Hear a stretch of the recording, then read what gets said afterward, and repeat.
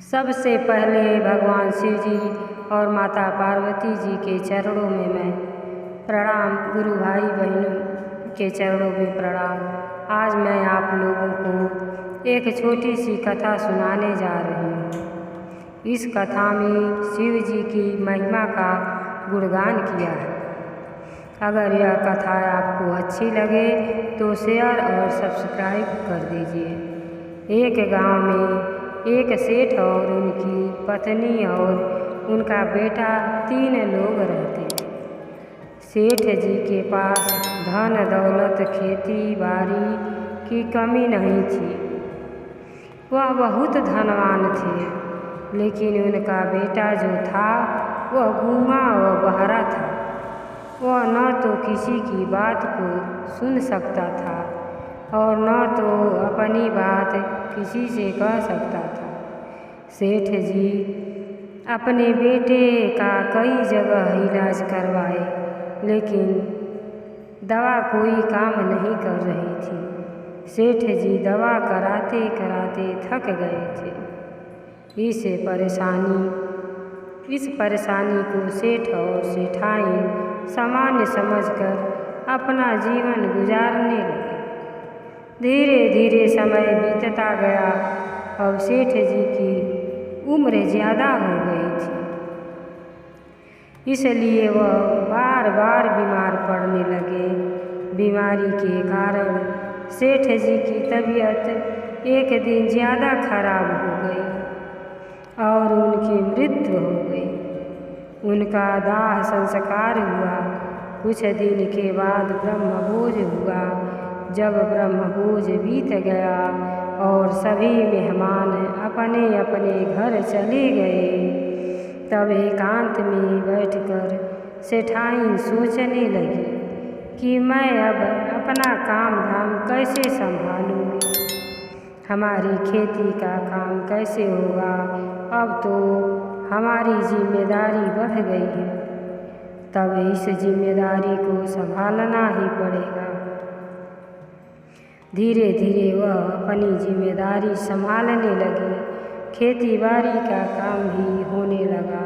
सेठाइन अपने बेटे के बारे में सोचकर बहुत चिंतित रहती थी।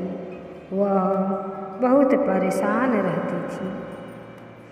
वह अपने मन ही मन सोचती थी, अगर मेरा बेटा अच्छा होता, वह गूंगा नहीं होता, तो मेरे बेटे की शादी हो जाती, बहू आ जाती तो घर के काम धाम में कुछ हाथ बटाने लगती, तो मेरा बोझ कुछ हल्का हो जाता, मेरी कुछ परेशानी कम हो जाती, तो मुझे केवल बाहर का काम ही देखना पड़ता। धीरे धीरे उसका लड़का भी 21-22 साल का हो गया था। लेकिन सेठाइन की चिंता बढ़ती ही जा रही थी। उसकी परेशानी घटने का नाम नहीं ले रही थी। एक दिन सेठाइन के मायके से उनके भाई और कुछ अन्य रिश्तेदार आए हुए थे। सेठाइन ने सभी मेहमानों को पानी पिलाया, खाना खिलाया और अच्छे से स्वागत सत्कार किया। सभी लोग बैठे हुए थे। तब सेठाइन ने सोचा कि यह अच्छा मौका है कि सभी लोग बैठे हुए हैं, अब मैं अपने बेटे की शादी की बात करती हूँ। तब सेठाइन ने आए हुए मेहमानों के सामने अपने लड़के की शादी की बात रखी। शादी की बात सुनकर बैठे हुए लोग ने कहा कि हम क्या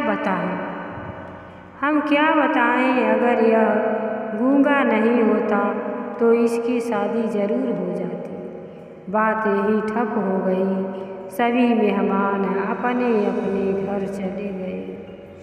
सेठाइन मेहमानों की बात से बहुत दुखित थी। उनको खाना पीना अच्छा नहीं लग रहा था। वह हमेशा मायूस होकर अपने दरवाजे पर बैठी रहती थी। एक दिन वह चुपचाप अपने दरवाजे पर बैठी थी। उसी दिन उसके घर के कुछ ही दूर पर एक सज्जन के यहाँ शिव चर्चा होने वाली थी। लोगों का आना जाना लगा हुआ था।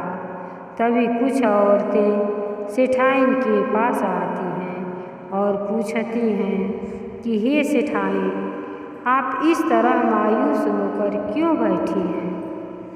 आप हमारे साथ चलिए और शिव चर्चा सुन लीजिए। सेठाइन तैयार हो जाती हैं और अपने लड़के को भी अपने साथ लेकर जाती हैं। शिव चर्चा बैठकर सुनती हैं। जब शिव चर्चा का प्रसाद बंटने लगता है, सेठाइन प्रसाद लेकर अपने खाती हैं और अपने बेटे को भी खिलाती हैं। बेटा प्रसाद खा लेता है।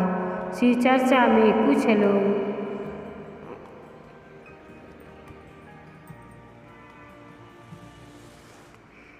लोग आनंदित होकर हर हर महादेव का नारा लगा रहे थे।